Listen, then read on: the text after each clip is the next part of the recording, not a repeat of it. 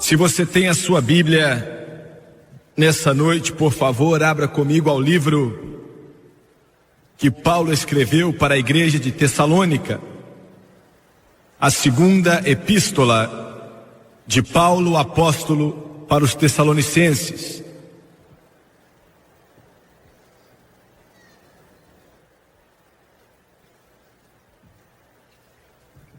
Eu sinto que isso vai ser uma mensagem que vai ser tremendamente importante, não somente para essa nação, mas para os outros 76 países do mundo que vão estar envolvidos, porque os problemas que estão sobre o nosso país já estão ou estão para vir sobre os outros países do mundo. Segunda Tessalonicenses 1, versículo 7, e a vós que sois atribulados, descanso conosco quando se manifestar o Senhor Jesus desde o céu com os anjos. Olha a terminologia. Esse mundo não vai ser explodido e não vai sobrar nada através de uma guerra atômica ou hidrogênica. Iria, se Deus não viesse a intervir, mas Ele vai intervir. E diz no versículo 8, com labareda de fogo, tomando vingança dos que não conhecem a Deus e dos que não obedecem ao Evangelho do nosso Senhor Jesus Cristo, os quais por castigo padecerão eterna perdição, longe da face do Senhor e da glória do seu poder, quando vier para ser glorificado nos seus santos e para se fazer admirável naquele dia em todos os que creem, porquanto o nosso testemunho foi crido entre vós. E o versículo 3 do capítulo 2, Paulo também escreve e diz: ninguém de maneira alguma vos engane, porque não será assim sem que antes venha a apostasia e se manifeste o homem do pecado, o filho da perdição. Está falando aqui da grande tribulação, da segunda parte, na verdade toda ela, mas nós agora estamos começando a ver os sinais do seu começo acontecendo nessa terra e no mundo. A contagem regressiva já começou, e é isso que eu quero usar como tópico nessa noite, a contagem regressiva. Outro dia, há pouco tempo atrás, eu estava sentado no andar de cima de um hotel russo, o maior hotel do mundo, em Moscou, com 4.000 cômodos. No 21º andar, bem perto do Kremlin e da Praça Vermelha, me assentei ali várias vezes. Nunca me deixei de me maravilhar com aquilo que meus olhos estavam observando, porque estávamos sentados na mesma mesa todas as vezes que íamos até lá, e aquelas enormes janelas de 15 pés se abrem sobre esse lugar específico que é um dos mais poderosos na face da terra. A bandeira vermelha com a estrela vermelha constantemente esticada sobre o vento de Moscou, que nunca deixa de soprar. E a estrela vermelha no topo do Kremlin, que está ladeada por igrejas de antigamente, com suas cruzes douradas, ainda assim apontando para os céus. Um contraste interessante. Eu quero que você pense nisso. A cruz, ali bem no centro do ateísmo mundial, com toda a tentativa de dominar todo o planeta, e já lançando suas trevas negras e suas garras sobre 1,5 milhão de almas no planeta Terra. E ainda assim, a foice e o martelo foi ladeado pela cruz de Jesus Cristo. O mestre do comunismo disse que é histórico, que não tem nenhuma significância senão histórica, e permitiu que ficasse ali. Em breve vão ler esse último capítulo. No último dia em que estávamos lá, o sol estava se pondo no oeste e com os seus raios ali nas paredes do Kremlin. E bem na frente daquilo estava o mausoléu de Lenin, Vladimir Lenin. Morreu em 1924 com sífilis aguda. Marcou o início de uma era de despotismo, de horror, como a mente do homem dificilmente pode entender. Eu olhei para o seu corpo, com os punhos cerrados, brancos pelas luzes de lâmpadas, e milhares e milhares e milhares de pessoas em uma fila dupla passam pelo seu corpo todos os dias. E ao seu lado, ao busto de Joseph Stalin. Faltou Khrushchev, que é alguém bem conhecido. Em seguida, ao busto de Brezhnev. E depois, Andropov. E em seguida, Shoyenkov. E eu me assentei lá com o sol se pondo e olhei para as muralhas do Kremlin, abrangendo 37 acres. E eu pensei comigo, os contribuintes americanos gastaram mais dinheiro, não bilhões e nem mesmo centenas de milhares de milhões, mas literalmente trilhões de dólares, se esforçando para resistir os planos que foram formulados por detrás daqueles muros do Kremlin.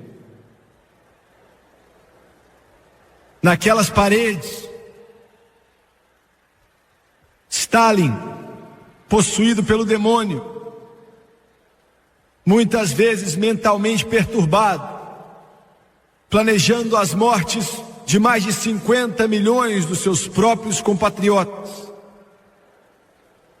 realizando os desejos de Vladimir Lenin para subjugar a Rússia, para subjugar as repúblicas que constituem a União Soviética, coletivizar as fazendas, e entre 50 e 75 milhões de seres humanos foram impiedosamente a sangue frio assassinados por Joseph Stalin.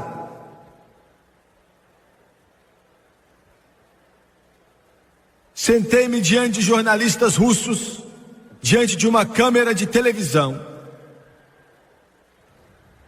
e eles expressaram o seu desejo de que sob o Gorbachev uma nova era começou. É o que esperava.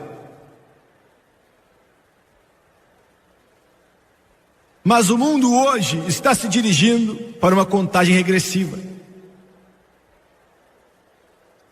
Cada país, cada nação sobre a face da terra, com o comunismo desempenhando seu papel tremendamente importante neste drama da humanidade e da eternidade, sendo trazido para a posição, para a contagem regressiva dos séculos. Quando voltarmos nessa noite ao livro de Gênesis, voltamos ao 6º capítulo, e vemos um mundo que está literalmente fervendo em um mal tão grande que é indescritível. Mais ou menos 4.400 anos atrás. A Bíblia diz em Gênesis 6:5 que o pensamento dos homens, todo o pensamento do homem era somente em coisas ruins continuamente. E ele usa a palavra no começo dessa passagem, e Deus viu. Os homens podem pensar que Deus não vê, mas Deus vê. Deus sabe exatamente de todas as coisas que estão acontecendo nesse planeta. Ele vê o pecado, a rebelião, o deboche. Ele vê a fome na África, como milhões de meninos e meninas que não entendem por que eles estão onde estão e por que eles são como são. Deus vê os ditadores cruéis que estão apagando as vidas de centenas de milhares de pessoas para a sua própria ambição. Deus vê. A Bíblia diz: e viu Deus. Deus não é cego, Deus não é surdo. Ele sabe exatamente o que está acontecendo neste planeta e neste planeta. Eu quero que você entenda isso. É muito difícil para um ser humano entender como Deus pode ver cada coisa que acontece, mas Ele vê. Ele conhece cada pecado secreto, Ele conhece cada mentira que foi contada, Ele sabe da hipocrisia, Ele sabe da sujeira, da podridão. Deus vê.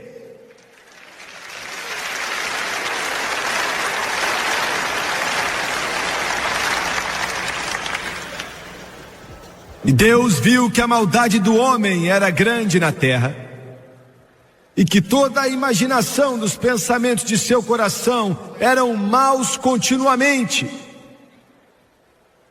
Veja bem, nesta nação aqui tão iluminada da América, alguns dos nossos acadêmicos mais brilhantes, algumas das pessoas mais brilhantes dessa nação, querem nos fazer acreditar que se existe Deus, Deus tem uma política de não intervenção, Deus não está interessado, Deus não diz respeito a si mesmo, e o mais triste, eles nem acreditam que existe um Deus nessa era do humanismo secular. Mas o ponto que eu quero fazer é o seguinte: essa terra pertence a Deus, Deus a criou. Em segundo lugar, o homem pertence a Deus. Deus criou o homem. A batalha foi travada já fazem 6.000 anos pela alma do homem.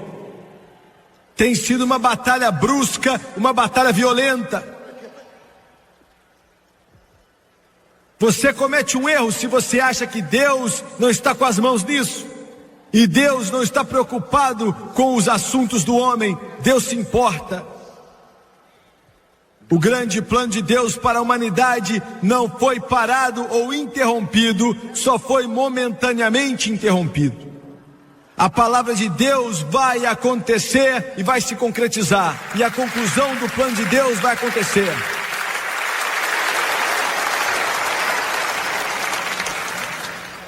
Deus não pode suportar o pecado, Ele odeia o pecado, destrói, é um veneno. Houveram vezes no curso da história humana que a humanidade, tendo entregado sua mente, seu coração e sua vida para Satanás, como Satanás se tornou o príncipe desse mundo presente, o Deus desse mundo presente, o príncipe dos poderes do ar. Houveram momentos em que Deus teve que intervir com poder e força de proporções sem precedentes. Sempre que o pecado se tornava tão desenfreado, uma epidemia tão grande, uma pandemia, de modo que Deus não teve alternativa ou escolha, Ele foi forçado a intervir. Há 4.400 anos atrás Ele fez isso. E eu quero mostrar a você os paralelos nessa noite entre o que aconteceu no passado e o que está acontecendo nesse mundo hoje. Os pensamentos do coração do homem eram totalmente malignos, continuamente.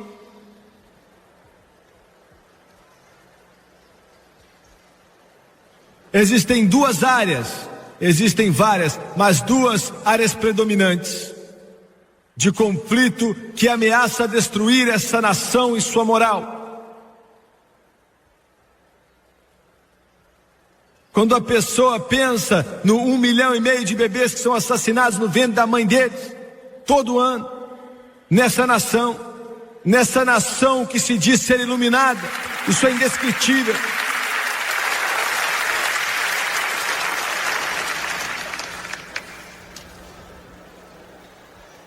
Como resultado do humanismo secular, começamos a entender, e eu quero que você me escute com atenção, que os pensamentos do coração do homem continuamente são ruins. A vida de jovens está se tornando algo barato no mundo. Ouviu? Começamos com o feto, começamos com aquela criança que nem nasceu, começa com aquele bebezinho que não nasceu, e você muda o nome, você já não chama mais de ser humano, você chama de um feto. E então você passa leis para acobertar o seu pecado.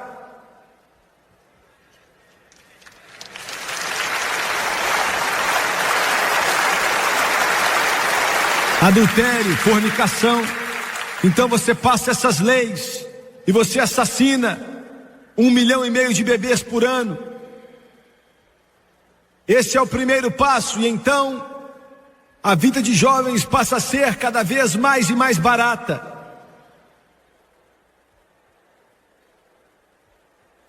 Veja bem, o humanismo secular, e os meus bons amigos do noticiário não gostam que eu use esse nome,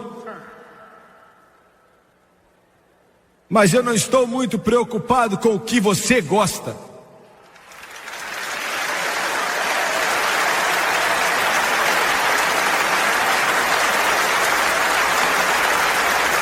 Olha, os noticiários e a mídia fez uma lavagem cerebral no povo, criando um clima intelectual para permissão extrema.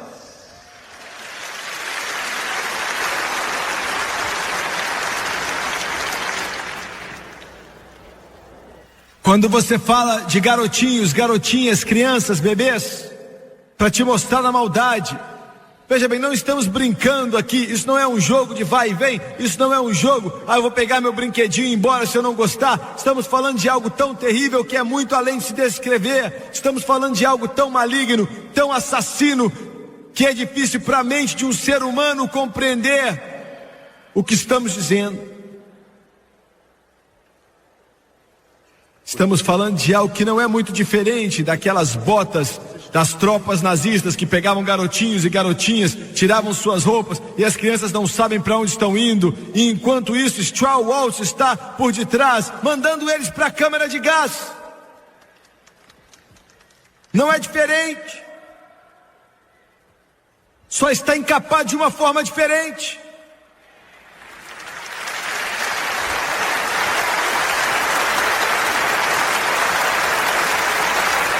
Há uma nova organização na América que publicamente e com orgulho se chama de NAMBLA, a Associação Norte-Americana de Amor aos Meninos.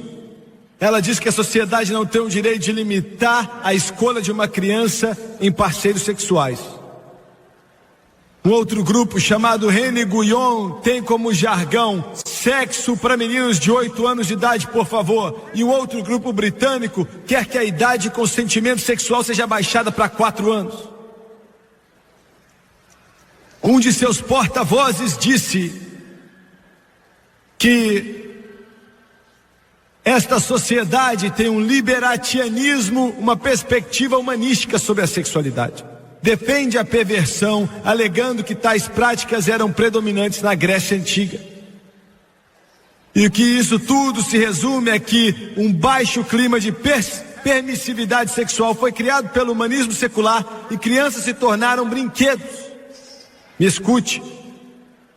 Veja bem, as crianças se tornaram o ponto quente e corrente no negócio da pornografia. Kiddie porn inclui atividades sexuais sórdidas com crianças, estrelando em filmes pervertidos e posando para fotos de revistas, realizando todos os tipos de atos repugnantes com outras crianças, bem como com adultos.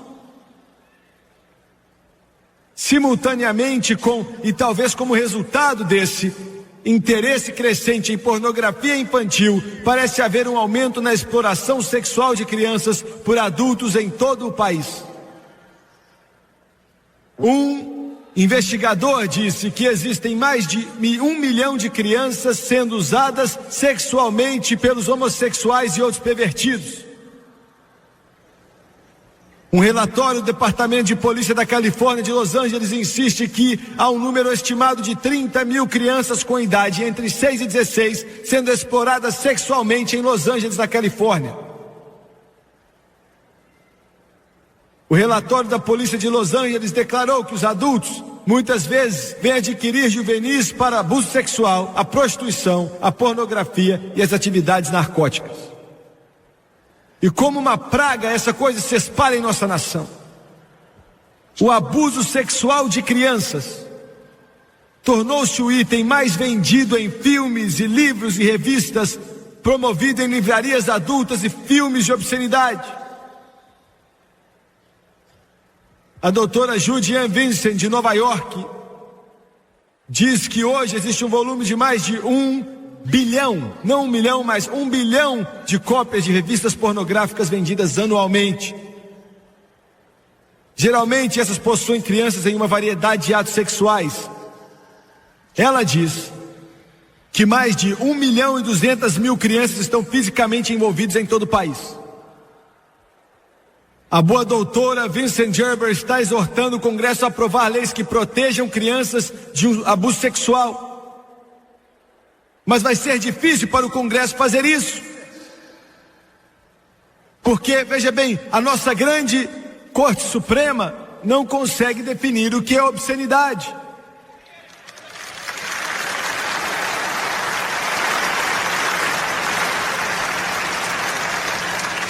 Esses defensores brilhantes da justiça e do direito, erguendo sua cabeça em seu intelectualismo judicial, não podem definir obscenidade.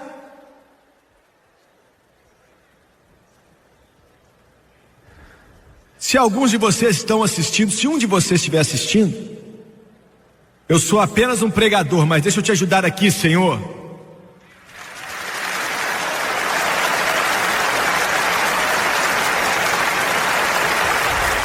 Sabe a razão pela qual você não pode definir o que é obscenidade? É porque você nunca foi até a fonte da explicação. Encontre uma Bíblia, abra as suas páginas, olhe para a palavra do Todo-Poderoso Deus, e você vai descobrir o que é obscenidade.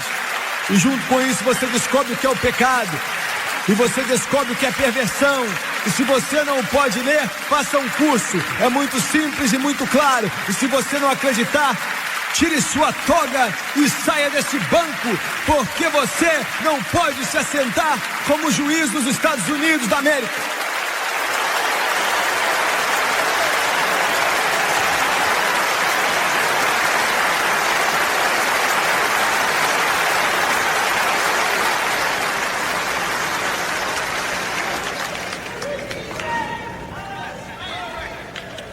Os pensamentos do homem continuamente eram ruins. Uma nação, um país, um povo pode se tornar tão podre, tão degradante, tão humilhante, de um modo tão ineroxável, tão escuro, tão condenável, que Deus não tem outra escolha senão destruir. E a Bíblia diz em Gênesis 6 e 7, Deus disse: eu vou destruir.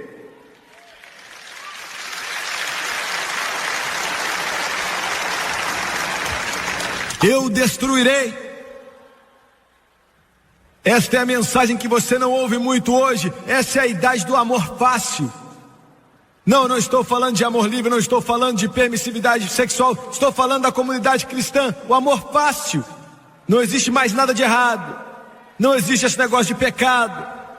Deus não aprova julgamento. Deus vai abrir a porta e dar tapinha nas costas de todo mundo, até que todos venham para dentro. Eu tenho uma notícia para você, Senhor. Deus odeia o pecado, e o amor exige que falamos como tem que falar, e dizer a verdade sobre a palavra de Deus.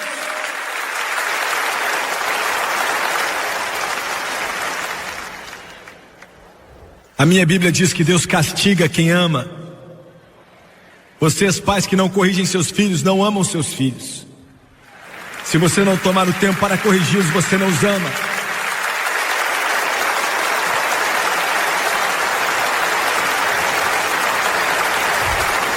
Deus não tinha escolha ou alternativa, e alguns de vocês olhem para mim agora, e você vai dizer que esse tipo de Deus, eu detesto ele, eu odeio ele. Não, você quer um Deus que vai endossar o seu pecado.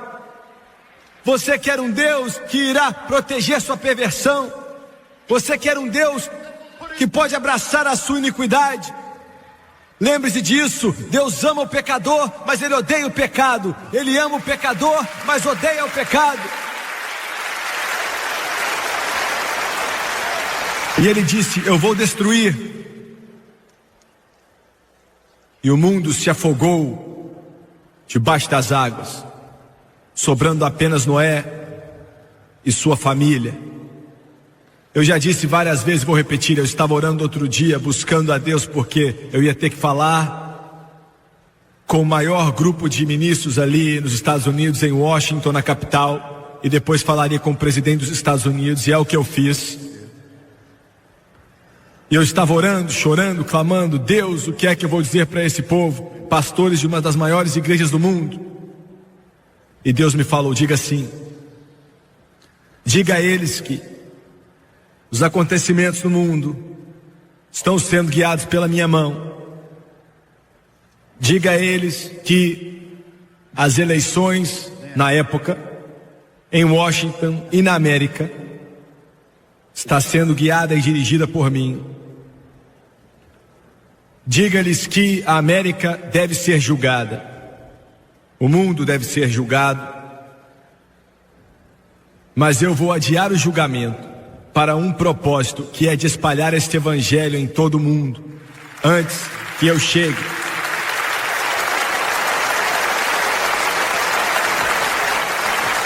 O mundo está caminhando para uma contagem regressiva.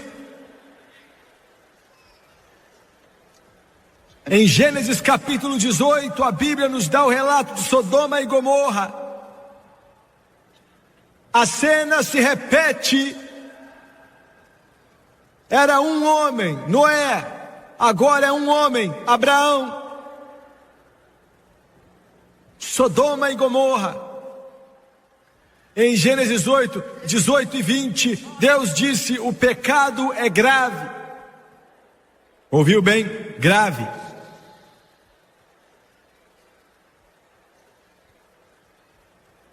Hoje, devido à permissividade geral desenfreada em todo esse país, a comunidade homossexual saiu do armário.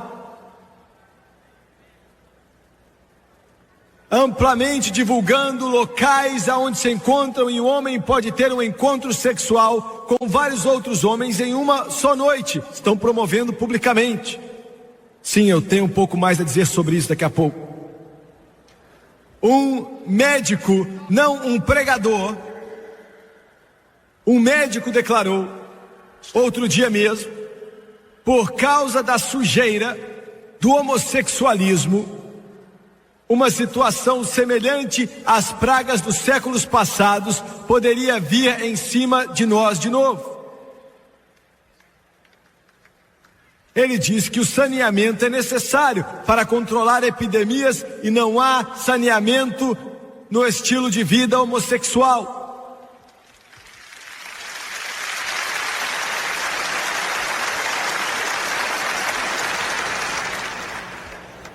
Deus queimou Sodoma e Gomorra fora da face da terra, não porque ele era cruel, não porque ele era um tirano, não porque ele é um Deus de ódio, mas porque ele é um Deus de amor. Agora, pode rir disso, jornalista.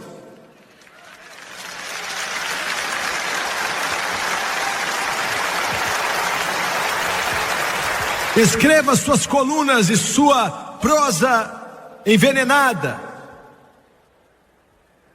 E fale sobre esse Deus de amor que queima cidades da face da terra. Se você pode assistir o televisor por mais um instante, me escute. Quando um médico corta o câncer de alguém, ele não é cruel.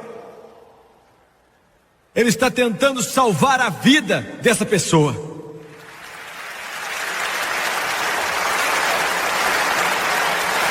O Todo-Poderoso Deus exercita, o Todo-Poderoso Deus cirurgicamente removeu Sodoma e Gomorra por causa do pecado terrível e medonho do homossexualismo, a sodomia.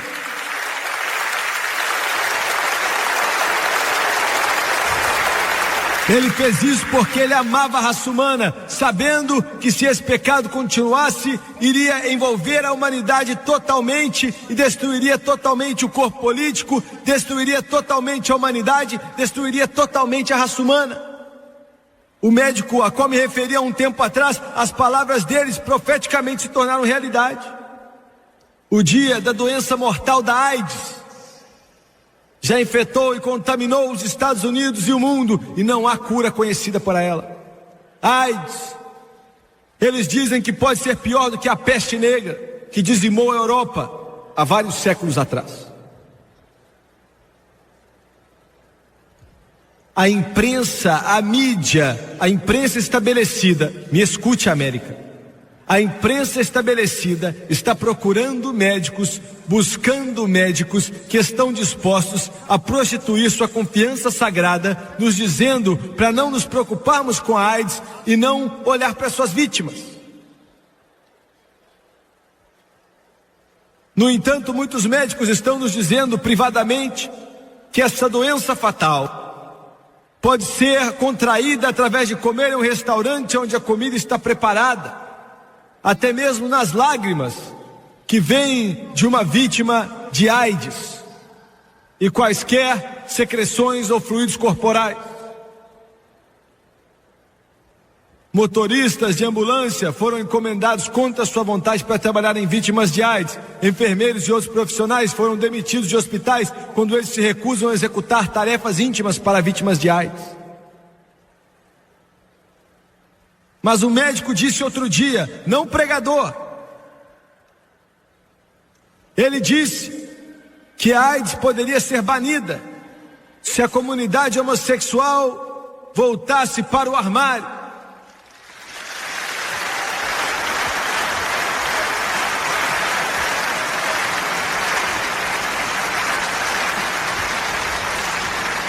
Sei que alguns cristãos pensam, e talvez vocês jornalistas também, alguns cristãos pensam que isso é um julgamento de Deus sobre a comunidade homossexual. Na verdade não é. Isso não está certo, não é um julgamento de Deus sobre a comunidade homossexual. A pena do pecado carrega o seu próprio julgamento. A pena do pecado carrega o seu próprio julgamento. Não culpe a Deus com essa sujeira, essa imundície que vem do inferno, porque esse é o resultado do inferno, esse é o resultado da imundície, esse é o resultado da desobediência, esse é o resultado de perverter aquilo que Deus criou e estabeleceu como regra e ordem. Escute isso aqui, eu vou te dar um pequeno exemplo de por que essa doença está rampante. Está crescendo muito durante o ano, dobrando a cada 6 meses.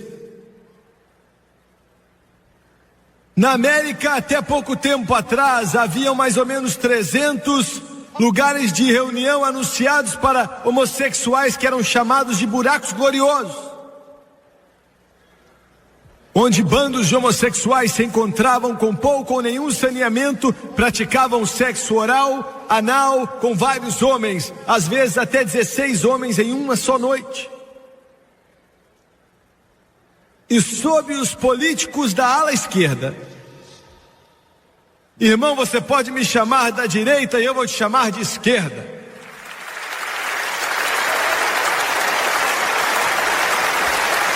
E eu tenho mais algumas coisas para dizer agora. Eu tenho orgulho de ser da direita. Eu tenho orgulho de ser conservador. Eu tenho orgulho de ser pela América. Eu tenho orgulho de acreditar nesse livro que é chamado de Bíblia Sagrada. Eu tenho orgulho de ainda me considerar um americano e gostar da bandeira americana que balança no vento. Eu tenho orgulho de ser chamado de americano. Eu tenho orgulho da terra do valente. Eu tenho orgulho dessa nação que é construída baseada na palavra de Deus. Eu tenho orgulho de Deus. Em Deus nós confiamos. Eu tenho orgulho dele.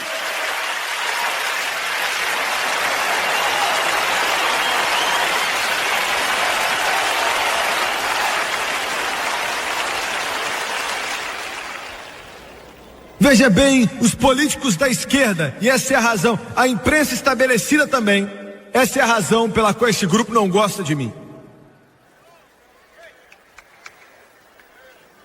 Eles têm promovido os direitos homossexuais. Homossexuais, você já tem os seus direitos. Mas você não tem que ter mais direitos do que eu tenho, ou qualquer outra pessoa.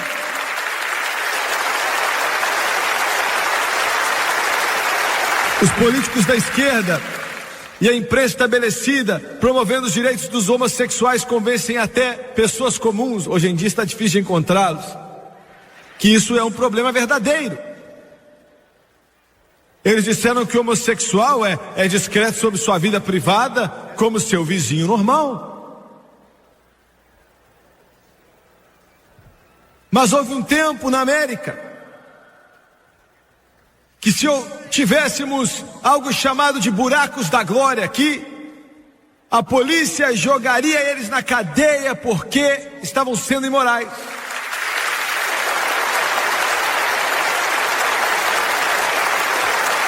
Bares gays onde homossexuais se reuniam na sala seriam fechados. Hoje em dia esse tipo de estilo de vida é abertamente tolerado e o resultado final é a terrível doença chamada AIDS. E a única cura para isso é Deus.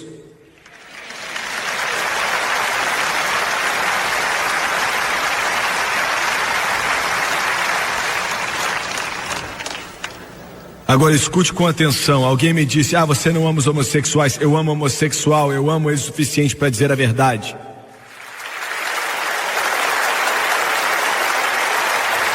Eu os amo o suficiente para dizer a eles que Jesus ama eles. E Jesus vai libertá-los assim como ele faz com o bêbado, o alcoólatra, o viciado em drogas. Assim como ele faz com aqueles que estão presos pela inveja, pela malícia, pelo ciúme. Jesus pode libertar. E Jesus tem o poder de libertar. Jesus Cristo ainda é a resposta. Não, eu não estou falando de um juiz fraco do joelho bambo que é pregado em algumas dessas igrejas aí. Quer saber qual é o problema da América? Você quer saber? Não é o homossexual. Isso é estranho depois do que eu acabei de dizer, não é? O problema com a América não são os homossexuais. O problema com a América não é a imprensa pervertida. O problema com a América não é políticos da esquerda. Esses são sintomas. Escute o que eu estou dizendo.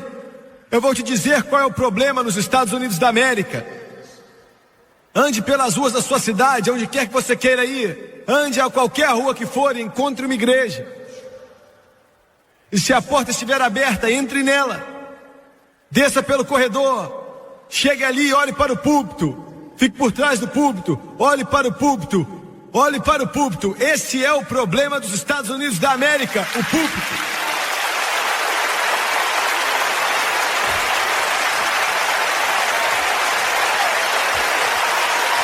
Deus nos ajude e nos dê pregadores.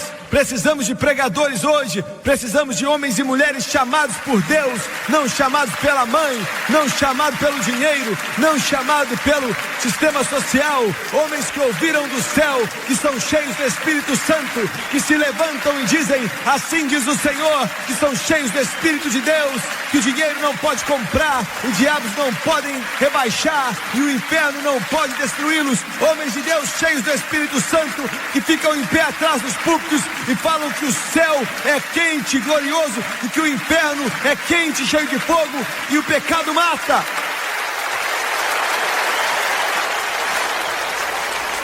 Se eu sou meio brusco, Eu não posso fazer nada. Se eu não pregar, Deus não me deixa dormir à noite. Eu estou cansado desses medrosos e covardes que se dizem ser pregadores.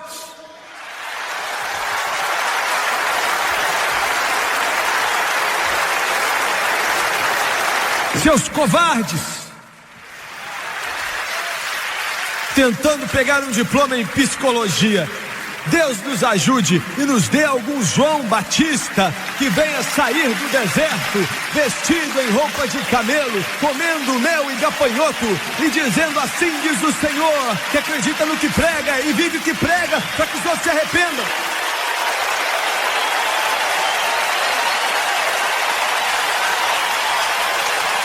Se um pregador não prega o evangelho, tira ele daí.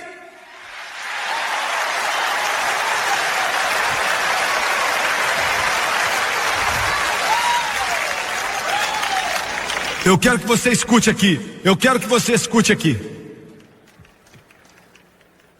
Outro dia tínhamos um problema em uma certa cidade. E a minha própria denominação, da qual sou ordenado, as Assembleias de Deus, um pregador covarde disse: bem, eu não sei se ele está certo ou errado. Se você estiver assistindo, escuta aqui, ô covarde, eu estou certo.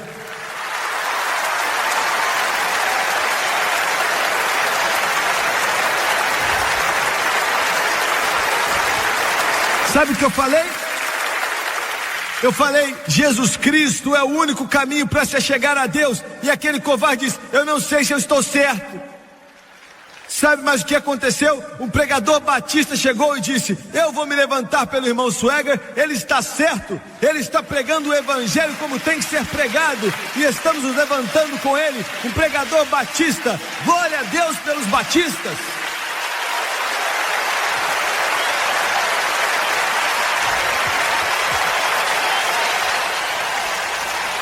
Temos muitos pregadores pentecostais tentando obter a sua educação.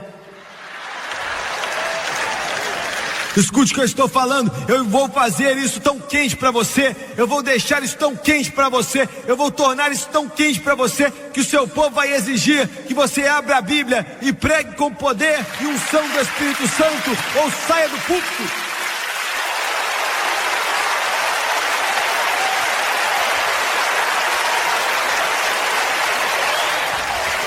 Alguém disse: você é muito duro. Talvez eu seja.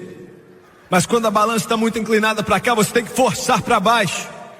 Pregadores, quando vocês entrarem no púlpito, não venha de um campo de golfe, não venha de uma pista de boliche. Deus nos ajude a vir de um lugar de oração, em algum lugar, com o rosto molhado de lágrimas e o toque do céu em sua alma.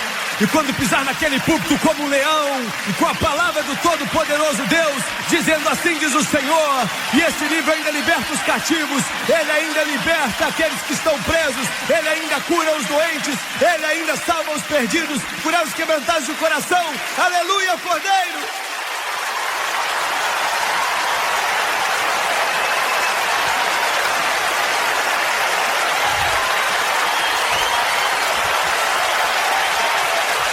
Aleluia, Deus! E o Cordeiro para sempre.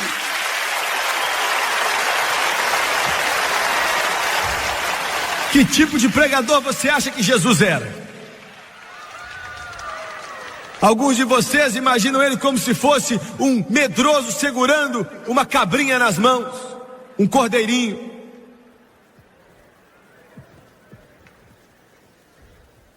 Alguém que saiu do salão de beleza,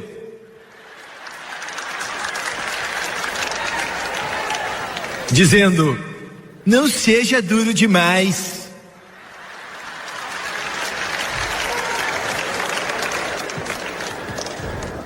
Por que você acha que mataram ele em um madeiro? Mataram ele porque ele olhava nos olhos dos fariseus. Eu ainda não sou tão valente assim. Eu faço pela câmera de televisão.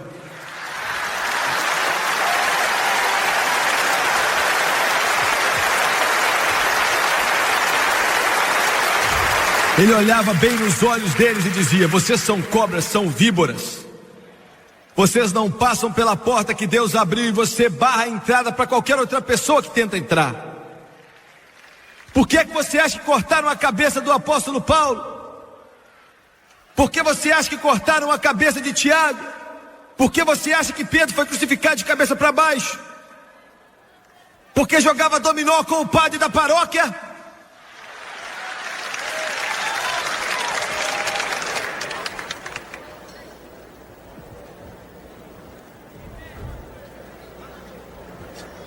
O pecado deles é grave. O pecado de sodomia. Glória a Deus, estamos recebendo cartas de vários homossexuais dizendo: irmão Suega, Jesus nos libertou.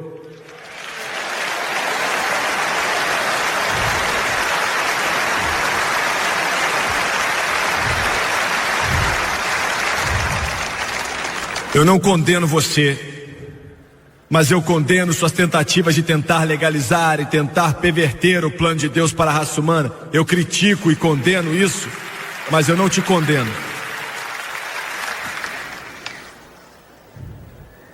E quando os anjos vieram para a casa de Ló, os homens de Sodoma se reuniram na porta e disseram: traga-os para cá para conhecer a eles.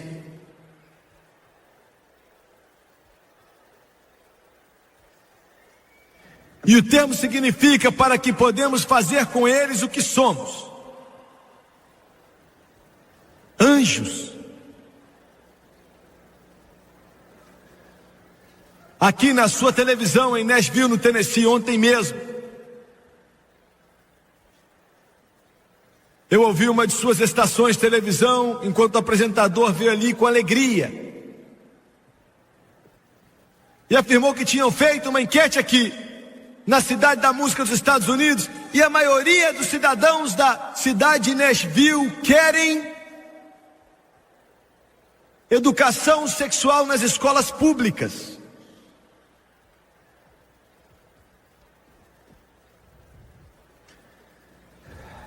Eu quero que você me escute por um instante. Eu já disse isso várias vezes e eu não gosto de ficar repetindo vez após vez. Mas parece que temos que fazer isso para que as pessoas entendam.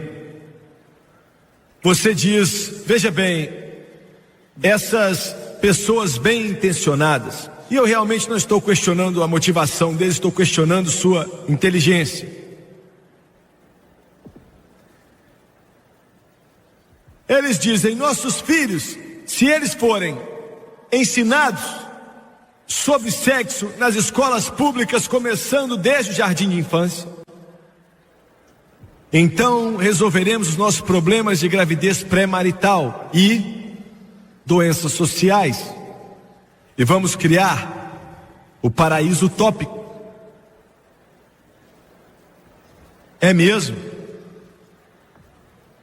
Eu quero te mostrar o que aconteceu em países onde a educação sexual obrigatória iluminou e liberalizou os jovens. Escute. Nos 7 anos que seguiram a adoção de educação sexual obrigatória na Dinamarca, em 1970, assaltos e estupros aumentaram 300%. E as doenças venéreas aumentaram nos indivíduos com mais de 20 anos de idade em 200%. Entre aqueles com idade entre 16 e 20 anos subiu 250%. E naqueles com 15 anos de idade mais jovens houve um aumento de 400% em assaltos e estupros na Dinamarca. Após a educação sexual obrigatória foi legalizada nas escolas públicas, depois foi introduzida. Foi introduzido na Suécia já em 1954, e hoje a Suécia tem a maior taxa de doenças venéreas na Europa e no mundo. Entre 1968 e 1974, doenças venéreas em mães menores de 14 anos de idade aumentou 900%. Entre 1972 e 1974, o estupro na Suécia, como resultado direto da educação sexual obrigatória nas escolas públicas, aumentou 400%. e tem causado com que um grupo de médicos da Suécia faça uma petição ao rei para abolir a educação sexual obrigatória no sistema escolar sueco, e que é considerado destrutivo para a vida familiar e a estabilidade moral dos jovens.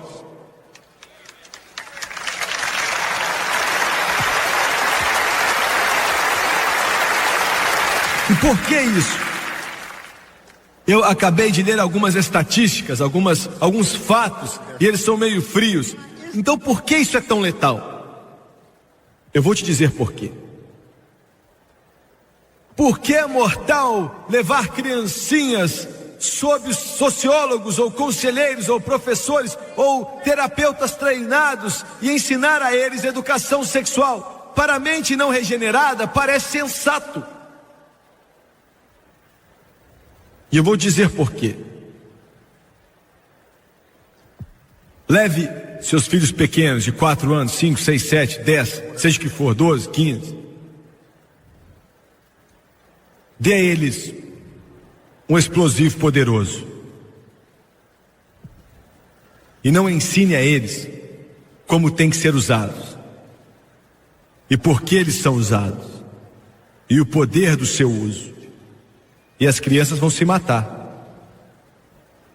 Por que é desastroso ensinar uma criança sobre educação sexual, uma vez que está sendo ensinado nas escolas públicas? Sim, nós temos que ter educação sexual pelos pais, mas a razão pela qual é mortal nas escolas públicas é porque eles ensinam sem moralidade.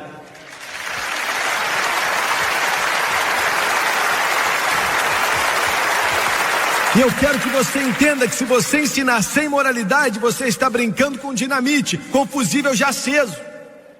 É certo que quando você ensina uma criança sobre sexo, e ele tem certeza que é uma ciência, assim como matemática, vai sair e vai experimentar. Essa é a razão pela qual o sociólogo não tem nada com isso, o psicólogo não tem nada com isso, o terapeuta não tem nada com isso, o conselheiro também não tem que ensinar meu filho ou meu neto a respeito de educação sexual, mas é a responsabilidade dos pais que amam a Deus, baseado na palavra de Deus, para ensinar os seus filhos o que a palavra de Deus diz sobre isso. Porque existem algumas coisas que estão erradas, mas eles não ensinam isso.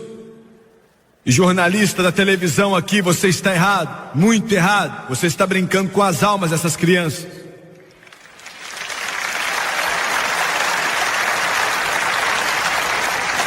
Sodoma e Gomorra foi destruída. Gênesis 19, 13, Deus disse: eu vou destruir. E por último, a contagem regressiva já começou para a destruição por Deus do sistema desse mundo. Eu li para você da palavra de Deus há alguns instantes atrás em 2 Tessalonicenses. Paulo disse, e eu li para você também: esse dia não virá até que haja apostasia primeiro. Essa apostasia já começou. Ele estava falando da grande tribulação, mas já está começando. E eu vou dizer algo, eu vou levar mais ou menos 2 minutos para dizer isso para você, e vai te chocar, mas Deus me disse, eu sei do que eu estou falando, estou certo.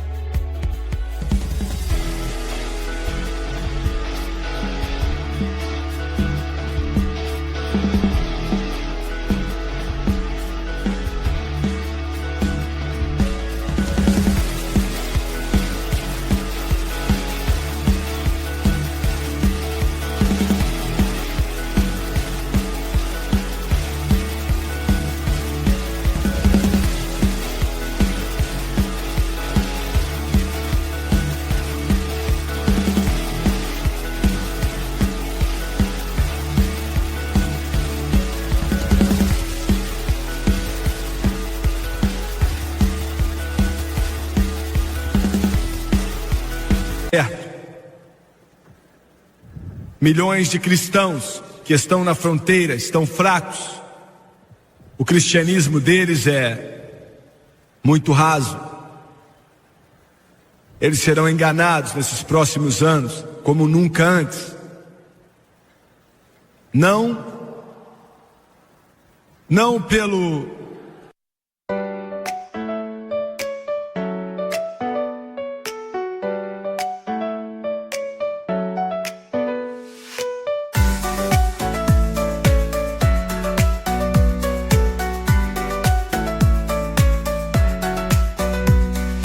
Raindrops falling down my face, like tiny tears in a happy chase. Hopping through the puddles, see colors dancing wild and free. Skies are gray but I don't mind. Cool raindrops on my skin I find. Kicking off my Saturday, watch the clouds just drift away. Rainbow in the rain, what a sight. Colors shining oh so bright. Dancing in the streets, so bright. Everything will be alright.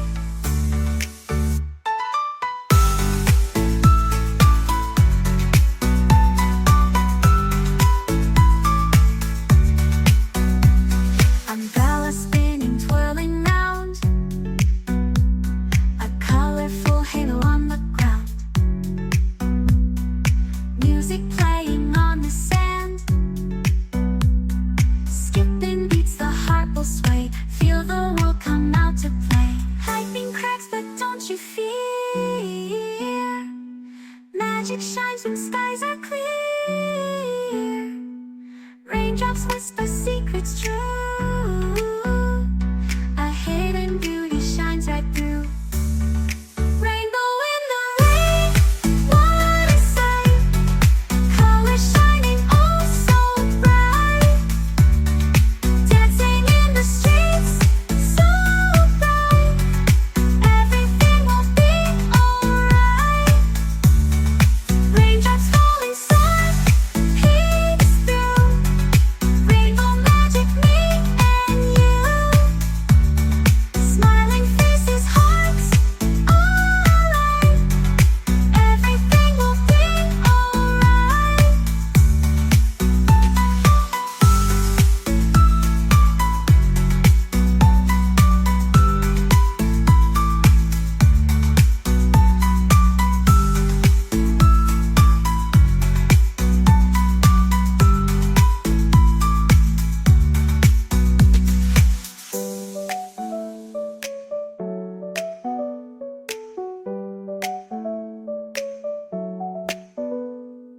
Raindrops falling, sun peeks through. Rainbow magic, me and you. Smiling faces, hearts alight. Everything will be alright.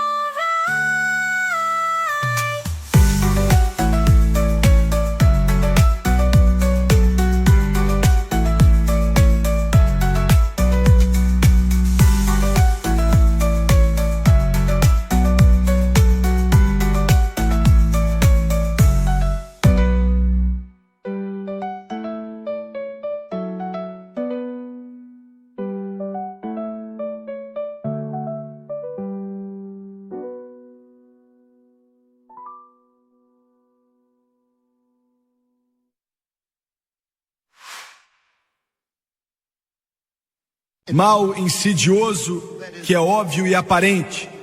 Ouça atentamente. Jesus falou de falsos profetas que vêm na pele do cordeiro, mas por dentro são lobos devoradores. E o que eu vou dizer vai chocar vocês, alguns não vão acreditar, mas não é problema meu. O grande enganador da igreja nesta nação, e talvez em muitas outras nações do mundo, mas especialmente os Estados Unidos da América, Não vai ser a mídia, não vai ser a televisão que vem de Hollywood ou Nova York, ou CBS, ABC, NBC, o que for. Não vai ser a pornografia, a homossexualidade. Mas você vai ligar a sua parede de TV. Eu acho que 97% do povo americano tem um aparelho de televisão, ou 2 ou 3. E você vai mudar no seu canal cristão ou na sua programação cristã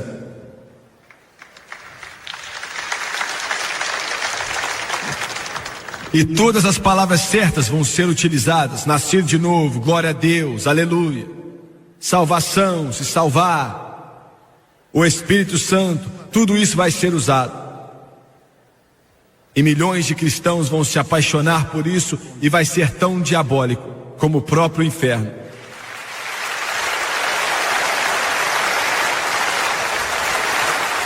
Isso já está acontecendo entre nós. Isso já está acontecendo. Quando você vê aquele programa que se diz ser cristão, e você pode me xingar por dizer isso, mas eu vou continuar dizendo, pois foi Deus que me mandou dizer, e abaixam a cabeça e falam de milagres, e falam de orar pelos doentes, e falam de Deus respondendo oração. E logo depois, nos minutos seguintes, vem uma banda com um tema, e um artista de Hollywood sai dali. E eles ainda estão fazendo isso em boates. E eles falam a respeito do seu papel na novela da TV. E eles ainda estão fazendo as mesmas coisas sujas que faziam antes. E são considerados como exemplos para os jovens dessa nação. E chamam aquilo de cristianismo. E falam do amor de Deus.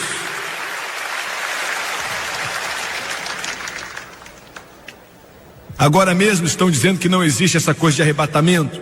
Alguns dos maiores pregadores da televisão dizem que não existe arrebatamento. Jesus não está voltando.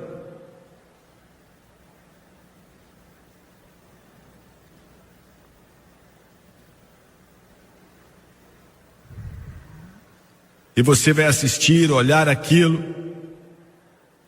e o pensamento positivo, o poder do pensamento positivo e o evangelho de milagres, o evangelho da prosperidade vai condenar milhões de almas.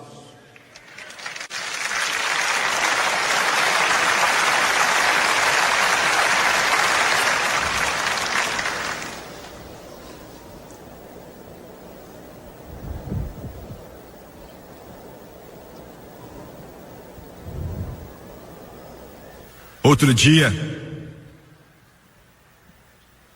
estávamos a caminho do Aeroporto Internacional de Moscou. Eu ficava olhando para o meu relógio.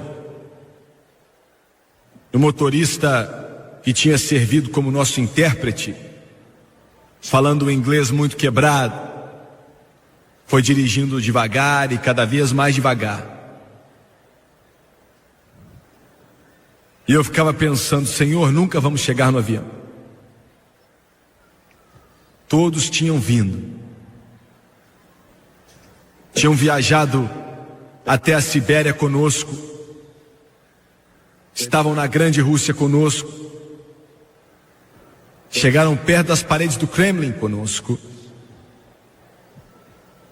Tínhamos abraçado centenas de pessoas mal vestidas, vários cristãos que nos encontraram.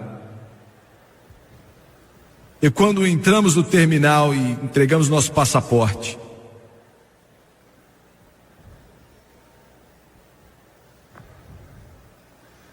um deles disse, nós só podemos vir até aqui. E ele me abraçou e começou a berrar. Não estou falando de um choro, eu estou falando de um berro. As lágrimas desciam na face do outro irmão, e muitos estavam lá. E eu senti um mover tão grande do Espírito no coração dele. Um era batista, o outro era pentecostal, mas tinham vários outros ali. Ele não falava inglês, mas aprendeu 3 palavras, e com lágrimas no seu rosto, ele me abraçou e disse, em inglês com um sotaque bem forte, eu te amo. E eu olhei para eles, e eles não falaram nada, mas nos olhos deles eu pude ver tantas coisas que eles queriam dizer, mas não podiam. Não podiam.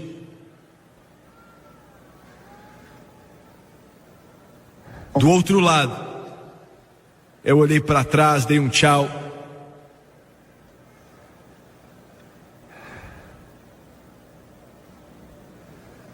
E eu disse, Deus, não é justo. Estou voltando para a América. A América. Deus derramou sua graça em ti e coroou tua bondade com irmandade de mar a mar. E esses são seus filhos. Como é que eles ficam? Mas e aquela multidão que eu vi, milhares deles, com lágrimas descendo no rosto deles? Diga-nos mais. E aquele coral que memorizou para mim e outros na nossa caravana, que não falavam uma palavra de inglês, mas cantaram, entra em meu coração, entra em meu coração, entra em meu coração, Senhor Jesus. Venha hoje, venha para ficar. Entra em meu coração, Senhor Jesus. E Deus tocou meu coração e disse, filho, eu tenho filhos em todo esse planeta. E de repente eu pensei naquilo. Ele colocou em meu coração aquela canção escrita por David Ingalls. E eu comecei a cantá-la ali, que diz, There's a whole lot of people going home, and the signs of time, it won't be very long. In the twinkling of an eye, we'll all be gone. There's a whole lot of people going home. There's a whole lot of people going home. Você está pronto? Você está pronto? The signs of times, it won't be very long. Oh, in the twinkling of an eye, we'll soon be gone.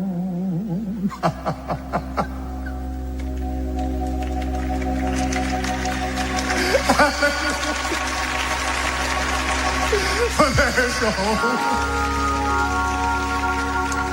lot of people going home. I can see him sitting, oh, at the table,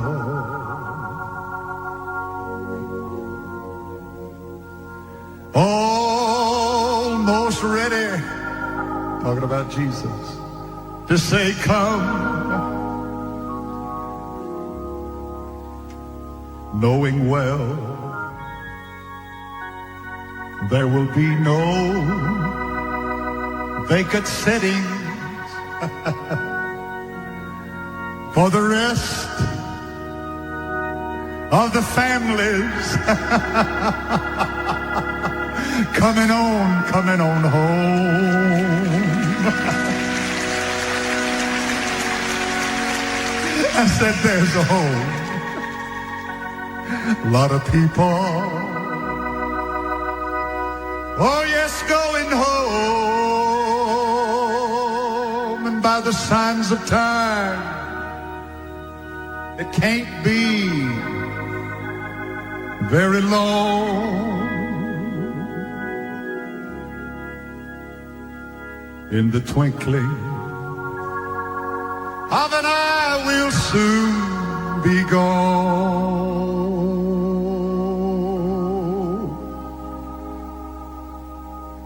There's a whole lot of people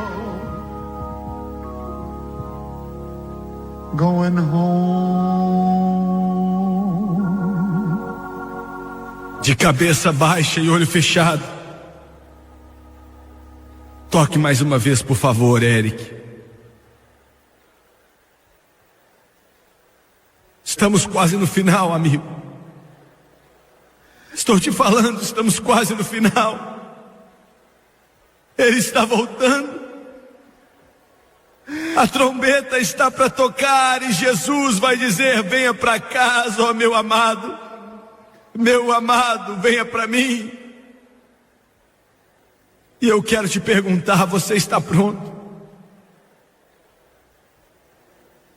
Estamos no final, a contagem regressiva já marca meia-noite. Ele está voltando. Se você não está na arca da segurança, é melhor você entrar. Ouviu bem? Quantos nessa congregação agora podem dizer: Jimmy Swaggart, eu sei que algo está para acontecer, algo está fervendo, eu sei. E eu não estou vivendo da maneira correta. E eu não quero perder quando isso chegar. Ele está para tirar a rebelião desse mundo.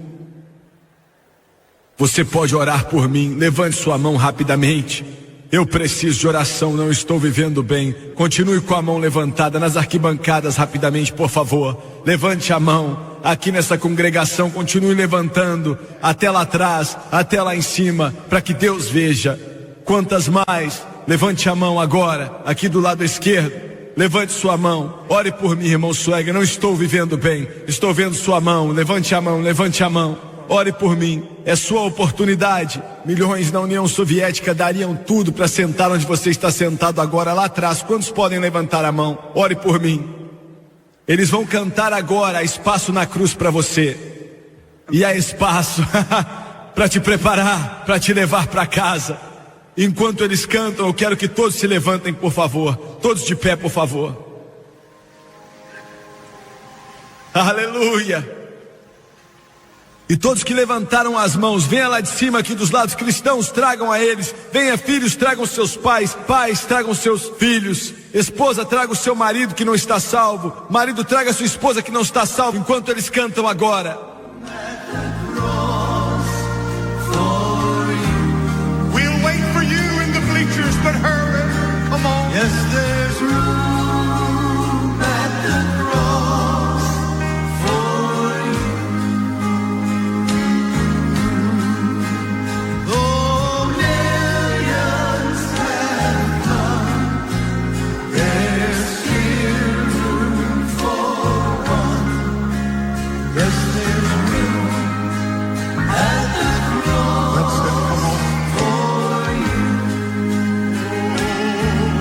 Sing it again. There's room at the cross for you.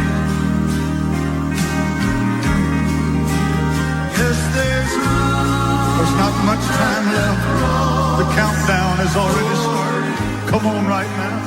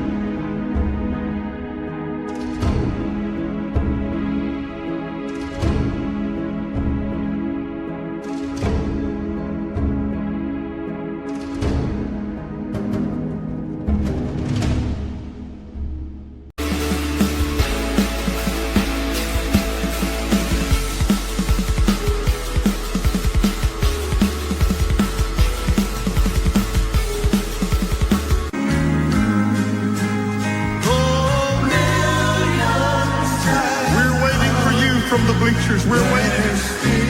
We're waiting for you. God is moving. Come on right now. At the cross for you. It was amazing grace. How sweet the sound that saved a wretch like me. I once was lost, but now I'm found. Was blind, but now I see. When we met there 10,000 years, bright shining as the sun, we promised days to see God's grace. And when we first begun, it was amazing grace. How sweet the sound that saved a wretch like me. I once was lost, but now I'm found. Was blind, but now I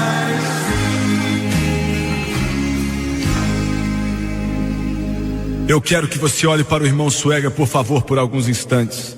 Eu quero que vocês pela televisão, onde quer que você esteja, eu quero que você olhe com muita atenção, escute com atenção por alguns momentos. Você não veio para o Jimmy Swaggart. Você não veio para fazer parte de uma igreja. Eu não posso salvar. A igreja não pode salvar. Você veio para Jesus. Somente Ele pode salvar. O Rei dos Reis, Senhor dos Senhores.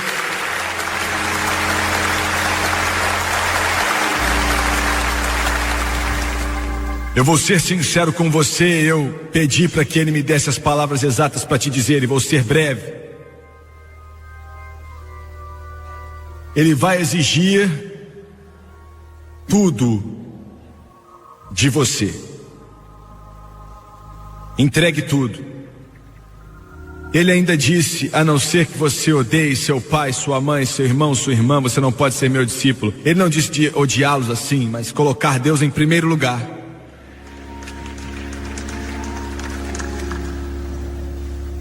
Alguns de vocês vão ter que deixar uns amigos de lado. Toda a sua vida vai mudar. Eu seria um mentiroso se eu te dissesse que não há um preço a ser pago. Não, você não tem como pagar nada pela sua salvação, mas há um preço a se pagar para vivê-la. Mas em troca, Ele vai te dar a vida eterna.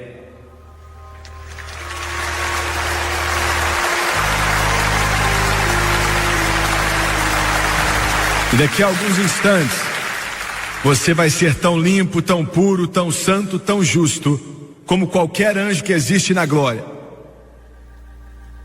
E daqui a alguns instantes, você vai se tornar uma nova criatura. Jesus te chama de nascido de novo. E daqui a alguns instantes, Deus vai pegar uma caneta e escrever o seu livro no livro da vida do Cordeiro. Aleluia! O seu nome. E Ele vai anunciar para o céu, e eles vão bradar de felicidade, pois aquele que estava perdido foi achado. Como eu recebo, irmão Suega, aceitando a Jesus Cristo como seu Senhor e Salvador e tomar a decisão de segui-lo toda a sua vida. Agora abaixe sua cabeça, feche os olhos e vamos orar. Eu quero que você repita isso comigo e acredite de todo o seu coração. E vocês pela televisão façam a mesma coisa também.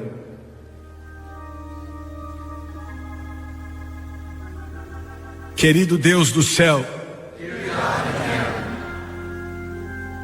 eu venho a Ti em nome de Jesus. Sou um pecador perdido, preciso de ajuda, preciso de Deus. Com o sangue derramado de Jesus Cristo, lava-me de todos os meus pecados, limpa-me de toda injustiça. E nesse instante eu obedeço tua palavra, de acordo com Romanos capítulo 10, versículo 9 e 10. Com a minha boca eu confesso o Senhor Jesus, e em meu coração eu creio que Deus ressuscitou a Jesus dentre os mortos e Ele vive. Eu aceito Jesus Cristo como meu Salvador. Diante de Deus e do mundo inteiro, vou servi-lo e de acordo com sua palavra, que não pode mentir, sou uma nova criatura, estou mudado, estou lavado, estou limpo, estou salvo. Glória a Deus, aleluia, glória a Deus, louvado seja Deus.